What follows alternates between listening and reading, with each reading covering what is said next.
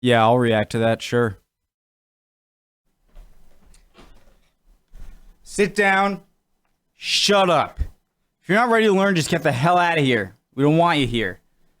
Or just chill, that's fine too. How's it going, guys? Missed ya.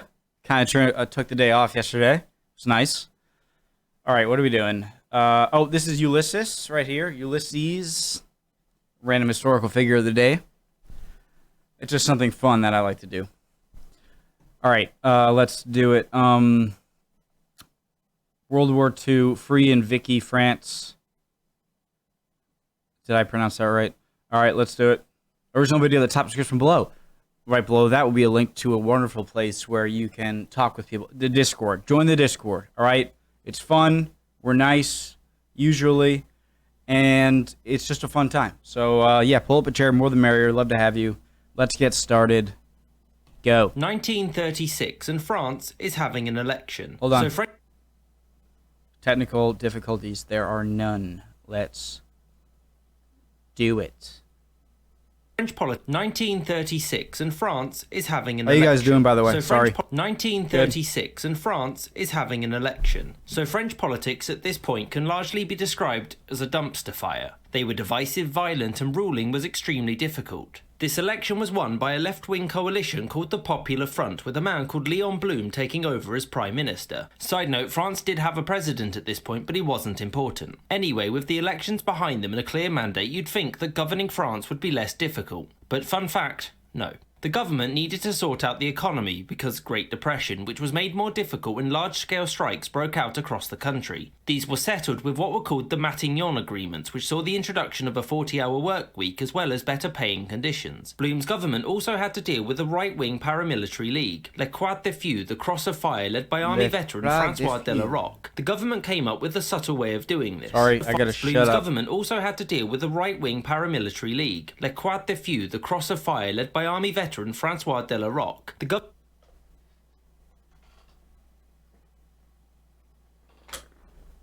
government came up with better paying conditions. I'm sorry. Blum's government also had to deal with a right-wing paramilitary league, Le Croix de Feu, the Cross of Fire, led by Army veteran Francois Delaroque. The government came up with a subtle way of doing this. They banned them. This didn't stop conservatives in France from fearing the worst, though. In fact, many believed that the victory of the Popular Front with its communist support heralded the coming of a communist revolution in France with the support of the USSR. These fears were misplaced, though, and the Popular Front would suffer from the same instability and infighting that the previous coalitions had dealt with. Blum resigned in 1937 and was replaced by Camille Chanton, who frankly didn't do much. His government collapsed in early 1938 and thus Blum returned, for less than a month. Blum was replaced by Edouard Daladier in April, and Daladier's government was focused not on France's internal problems, but instead upon Germany, which had recently annexed Austria, which it wasn't supposed to do. This was followed up by Germany's leader, a certain Adolf Hitler, from demanding this area, the Sudetenland, from France's staunch ally Czechoslovakia. This resulted in the Munich Conference, whereby France and Britain agreed that Germany would be allowed to annex the Sudetenland. Czechoslovakia itself wasn't invited to this meeting because they'd only do things like disagree.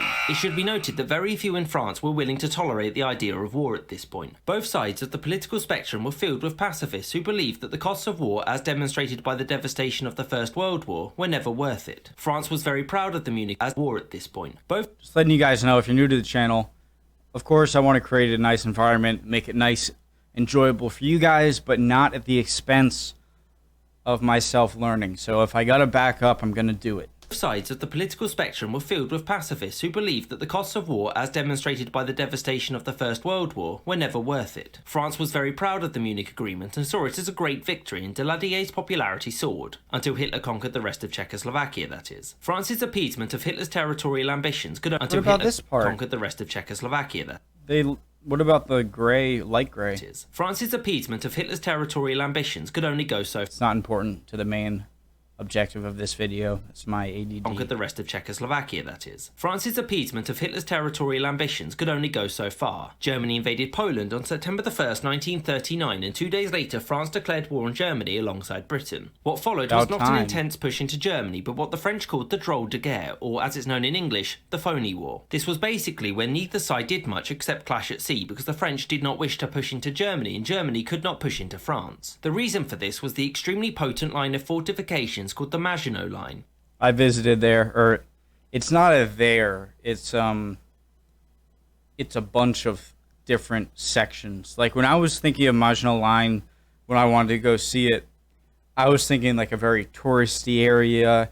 No, it's a series of fortifications along the border with Germany that are many between, and so it was still a cool experience though. But yeah, this wasn't designed to be impenetrable, but was supposed to force Germany to go around through Luxembourg and Belgium, because better to fight a war there than at home. Daladier now saw the Communist Party as a potential threat because the USSR had signed a non-aggression pact with the Third Reich, the Molotov-Ribbentrop Pact. This led to many communists being arrested and forced into exile. There was still a sizable movement of people who wanted peace. Many communists being aggression pact with the Third Reich, the Molotov-Ribbentrop Pact. This led to many communists being arrested and forced into exile. There was still a sizable movement of people who wanted peace. It's just that early on patriotism ran high. This lasted. I'm so confused because the USSR had signed a non-aggression pact with the Third Reich, the Molotov-Ribbentrop Pact. This led to many communists being arrested and.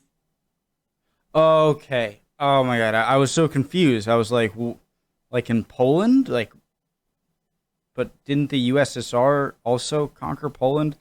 In France, all right, I was confused. The Molotov-Ribbentrop Pact. This led to many communists being arrested and forced into exile. There was still a sizable movement of people who wanted peace. It's just that early on patriotism ran high. This lasted until Franco-British relations hit a few snags. This was because the British botched the defence of Norway, which soon fell to the Germans. The failures here led to Daladier being ousted and replaced by a man called Paul Reynaud. The Phony War came to an end in May of 1940 when Germany, as the Maginot Line dictated, pushed through Belgium to advance into France. They also took the Netherlands because why not? Long story short, the German army pushed their tanks through a heavily forested area which wasn't accounted for. They then came into contact with some poorly trained French recruits, broke through, and then pushed a wedge. I love what, like, before starting this reaction channel, like, it's not like I just started this reaction channel and now I want to learn about history. Of course, I've been, like, there are videos that I can't react to because I've already seen them. Some on History Matters and some on, like, oversimplified stuff like that. Oh god, where was I going with this? Oh, right. So it's not like I didn't love learning about history before this. Of course I did. I just started recording myself learning about it. And I liked watching those World War II. Most of you guys are not American. Like 15% or 14% of my entire audience is American. But so I'm not sure if it's on your TV, but the all these documentaries like World War II in color, they would all say how the French and the Allies didn't really worry about the Ardennes because it was seemingly an impenetrable forest. Well, the Germans penetrated it pretty easily, and what about the forest did they think was impenetrable? I mean, what did the German tanks like have some ability to go through areas that others couldn't without getting stuck? I'm curious about that. They then came into contact with some poorly trained French recruits, I could have explained that so much easier in such less amount of time, but area which wasn't accounted for. They then came into contact with some poorly trained French recruits, broke through, and then pushed a wedge between the French forces to the south and the Franco-British forces to the north. The British retreated to Dunkirk, where they then bravely ran away as French troops fought to cover their retreat in what was extremely brutal and bloody fighting. The British now believed that France was doomed to fall and so refused to commit resources to a defence which deeply strained the alliance. France began to collapse at this point, which was hastened by Italy joining the war against them too. What's that little English island? I feel like I've asked that before. Is that Majorca? On the 14th, France began to collapse at this point, which was hastened by Italy joining the war against them too. On the 14th of June, Paris was captured and Reynaud, after refusing to hold peace talks, resigned on the 16th. This was after people in both the French and British governments proposed a radical plan to keep France fighting, the Franco-British Union. This was where both nations would be merged into one under a single government and military command. Whilst Reynaud and Churchill, nations would proposed a radical peace talks, resigned on the 16th. This was after people in both the French and British governments proposed a radical plan to keep France fighting, the Franco-British Union. This was where both nations would be merged into one under a single government and military command. Whilst Reynaud and Churchill were strong supporters of the move, it was rejected by other other French ministers because to many of them they were simply being asked to choose between domination by the Germans or by the British. After Reynaud was gone, it was his deputy and one of the main proponents of an armistice who took over for him, a certain Philippe Pétain. On the 22nd of June at Compiègne, the same place Germany signed its armistice at the end of World War I, France agreed to peace on Germany's terms. These were that 1. France would be divided into 2 zones, an occupied zone in the north which the French would pay for and a free zone in the south. 2. The French fleet would stay in their home ports but the Germans would leave them alone. 3. The French army was limited to 100,000 men and 4. All French prisoners would remain in captivity until Britain made peace. Britain did not believe that condition number 2 would be honoured and so sent an ultimatum to the French army was limited to 100,000 men and 4. All French prisoners would remain in captivity until Britain made peace. Britain did not believe that condition number 2 would be honoured and pay for in a free zone and France would be divided. 2. The French fleet would stay in their home ports but the 2 would be honoured and so sent an ultimatum to the French. Hand over your ships docked in North Africa over to us or else. The French said no because they'd agreed not to in the armistice and so the Royal Navy attacked, killing over 1,000 French sailors and crippling the fleet there. Aren't you guys so proud of me? Like, how much I've been able... I'm proud of me. Just how many things I can, like, call out. It's probably annoying for you guys, but I don't care. The French government was furious. This new French government was based at the town of Vichy, and Pétain sought to secure his new government. He sought greater powers for his position so he could push through far-reaching reforms. Pétain believed that France had suffered a catastrophic defeat because its people had become weak. Many in France agreed, and Pétain was voted massive emergency powers to basically rewrite the French constitution however he wished. He did 3 things. He abolished the presidency, he made himself head of the French state with near absolute legal powers, and he dismissed parliament. The new regime, officially called the French state but better known as Vichy France, operated in tandem with the Germans. French volunteers served with the German army, the Vichy regime conducted air raids against Gibraltar, and many Frenchmen went to work in German industry. Many of those raised powers, and he dismissed parliament. The new presidency, he made himself called the French state but better known as Vichy France, operated in tandem with the Germans. French volunteers served with the German army, the Vichy regime conducted air raids against Gibraltar, and many Frenchmen went to work in German industry. Many of those who fought with the Germans were simply stringent anti-communists and even held the motto better Hitler than blue. Same here, brother. Although please be aware that many of these stringent anti-communists and even held the motto better Hitler than blue. Although please be aware that many of those who served in the factories did this simply out of desperation and others did it because they were forced to. The Third French Republic was over, at least officially that is. There were those both inside and outside of France who had refused to accept the armistice and wanted to continue the fight against Germany. Inside of France, the French resistance was formed and operated in both occupied and Vichy France. They undertook sabotage, espionage and assassinations to weaken German and Vichy forces. The French resistance wasn't simply one group of people, it's the collective name for various groups. Early on, resistance was mounted by conservative and Catholic groups, but after the German invasion of the USSR in 1941, started by conservative and Catholic, it's the collective name for various groups. Early on, resistance was mounted by conservative and Catholic groups, but after the German invasion of the USSR in 1941, Stalin authorised communist groups to resist too. Outside of France, Britain and the remnants of the French military which had fled attempted to group these resistance fighters under the umbrella of the French Forces of the Interior, which was to be led by a certain Charles de Gaulle. However, the communists weren't interested in working with the conservative de Gaulle, and many Frenchmen saw him as nothing more than a British puppet and a traitor. This viewpoint changed as the war turned against Germany, whose advance into the Soviet Union had stalled. To make matters worse, the US had joined the war and along with the rest of the Allies and the Free French were advancing across North Africa. As the Vichy and German forces were pushed back, de Gaulle began to gain legitimacy and many French soldiers deserted to him and turned against the Vichy government. So de Gaulle had a difficult relationship with the British and the Americans. He was largely left out of decision-making, not treated as an relationship. French soldiers deserted to him and turned against the Vichy government. So de Gaulle had a difficult relationship with the British and the Americans. He was largely left out of decision-making, not treated as an equal, and Roosevelt... Polio, LOL. I just... British and the Americans. He was largely left out of decision-making, not treated as an equal, and Roosevelt was also willing to work with Vichy France, whom he saw as more legitimate and potentially more useful. If he pulls out that polio sign again, I'm gonna lose. With Vichy France, whom he saw as more legitimate and potentially more useful. That was until November 1942, when the Germans decided to put an end to Vichy France, and along with the Italians invaded in order to seize the French fleet. Vichy France's last act was to scuttle most of the fleet at Toulon as French sailors held off the German soldiers attempting to seize them. Anyway, the war continued to move in the Allies' favour, and by 1944 the Allies decided to finally invade France. On June the 6th, 1944, better known as D-Day, Yeah, I guess, if you're not as great about history as me, you might not realize that's where Napoleon became Brigadier General. Yeah. Yeah, I learned that. Oh, you guys are still here? Oh, yeah. Yeah, that's where Napoleon became Brigadier General.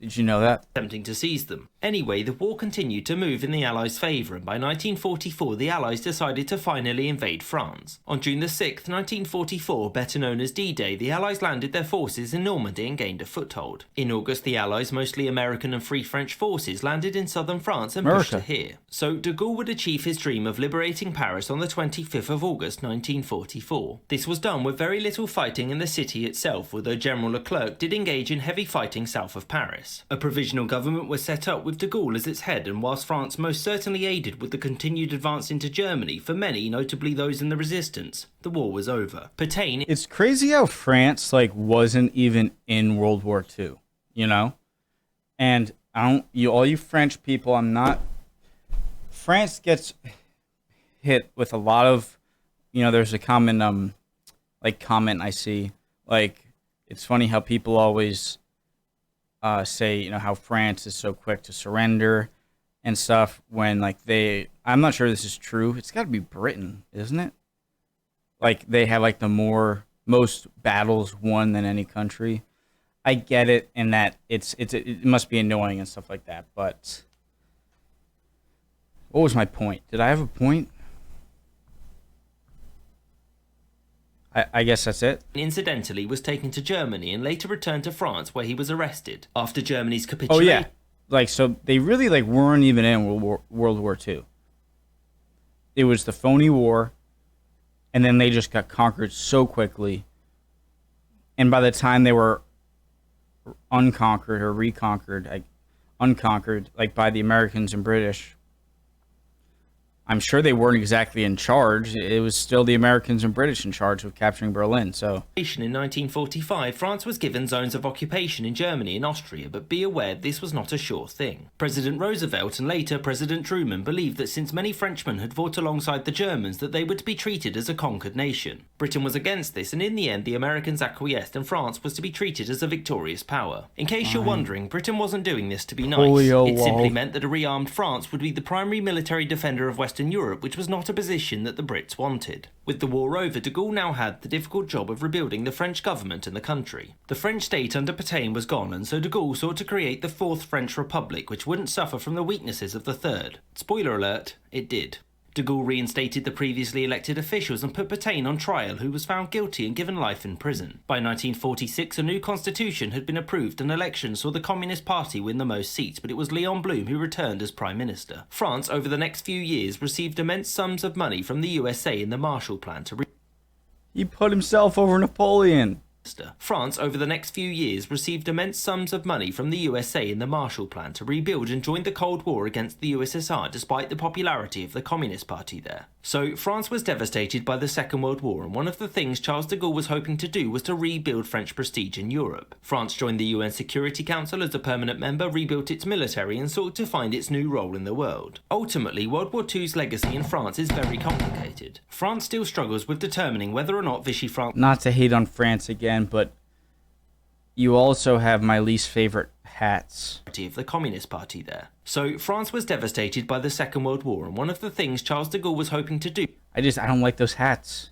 Was to rebuild France and sought to find its new role in the world. Ultimately, World War II's legacy in France is very complicated. France still struggles with determining whether or not Vichy France was legitimate, whether or not surrender was better than fighting to the bitter end, and to what extent the liberation of France was a French one. I hope you enjoyed this episode and thank you for watching, and to what extent the liberation of France was a French one.